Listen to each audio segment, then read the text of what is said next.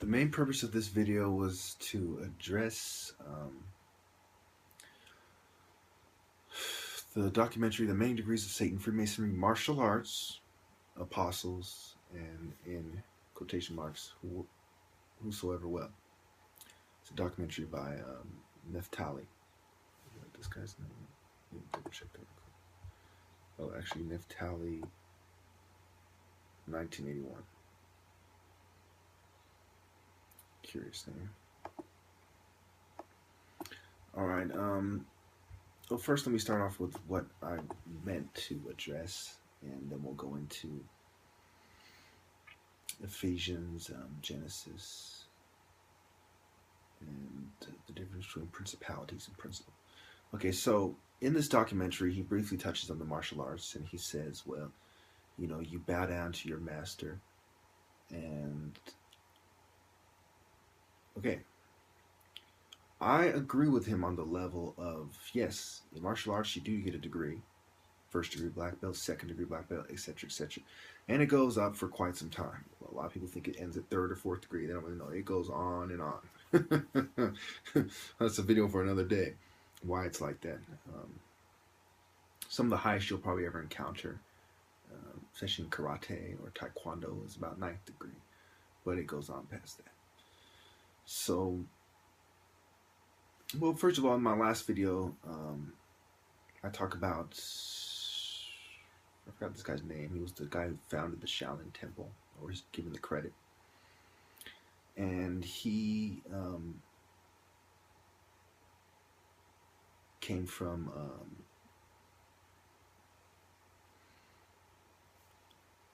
well, I really forgot what it was. One of them was a Greco something, Middle Asia, and the other one was India or something. Okay, so, and I pointed out that either whether or not he's Indian, it was Greece influenced or Indian influenced, these are the secret societies that are blatantly, overtly connected to Egypt.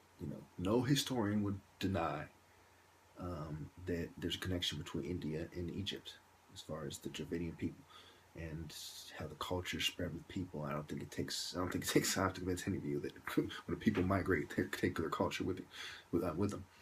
Also, the Greeks, I don't think I have to convince anybody about Cleopatra and the Ptolemies and the Macedonia and the relationships between secret societies in Greece and Egypt. Just look up any of these things. Okay, fine, there we go. And so you have to realize that yes, there was evil in secret societies. I go as far as to say that a majority of these secret societies are blatantly evil.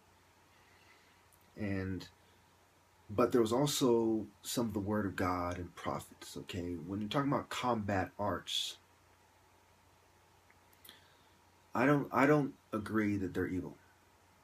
Okay, you could say that killing is wrong and that war is wrong, and as soon as you fight a war, that you're doing something wrong, and therefore it's inherently evil. And there's some truth to that. It makes a lot of sense. It doesn't mean it's correct. And this is also why I disagree with Christianity and I agree with Islam.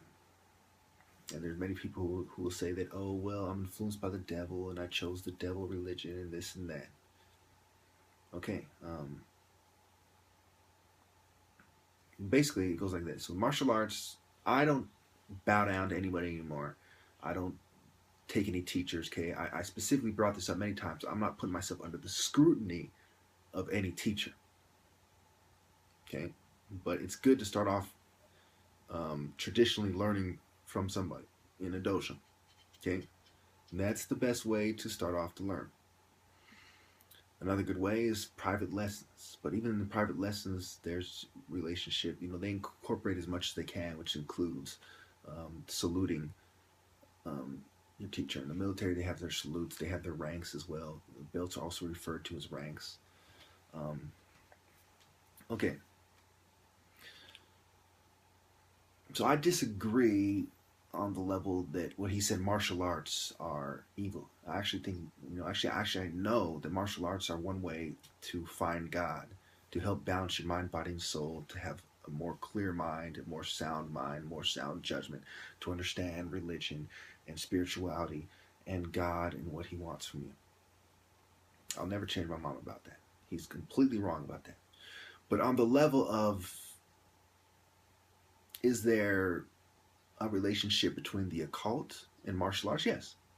I brought up in one of my last videos. I don't know if I've uploaded it yet when I uploaded this video, but I've made it already.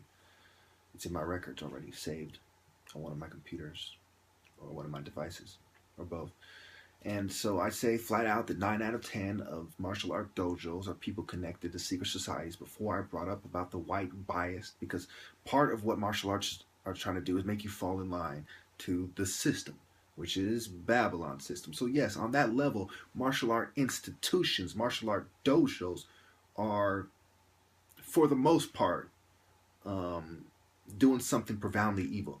But of course there is aspects of it that is good, teaching people right and wrong, giving them lessons in morality, bringing people together to work together in a friendly, social environment. There's aspects, just like Freemasonry. There's aspects of Freemasonry that are good, but ultimately the purpose of it, which they will never stray from no matter what, is to make you fall in line with the system.